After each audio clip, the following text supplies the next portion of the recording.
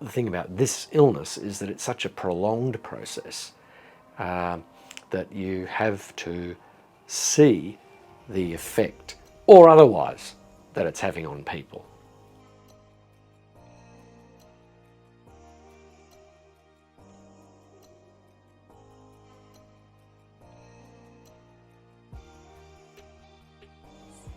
I first became aware that there was a problem when I went for a jog and felt that my right leg wasn't working properly. It felt like it was a strange thing. I went for another jog maybe a couple of weeks later. I was chastising myself for not jogging enough and thinking that I'd lost a bit of fitness. But I had been playing cricket over the summer, which kept me reasonably fit. And the next thing, I tripped over. It was a traffic hump. Just had trouble lifting the right leg. So I noticed then, so it was a problem with dorsiflexion of the right foot. And I went to the doctor maybe a month later when I realised after another jog that it wasn't any better, if anything, slightly worse.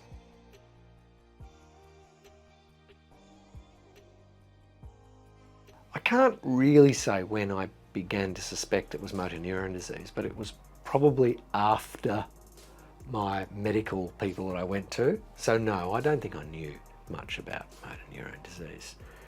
Sadly, I have to admit.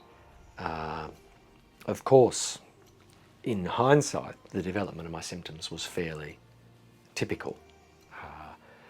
So it was about June when I went down to Hobart to get the opinion of David Humphreys, a foot expert, and hoping that he'd be able to tell me it was some obscure musculoskeletal problem. And he examined me quite thoroughly, and I think he was thinking about it because he examined the other foot, and it wasn't until then that I realised that I had symptoms bilaterally. I also saw the neurosurgeon who confirmed that. He got me just to do a very simple test. Try and walk on your heels, and I noticed that I had lost dorsiflexion in both feet. And I think so it was then, it was about late June. The look on his face told me everything. It's interesting, looking across the desk and you get that sense, the unspoken concern. So I got my nerve conduction studies in the July, had to have a lumbar puncture and some more blood tests, and that process excludes everything else. So I got I was given the diagnosis about 2 years ago, late September.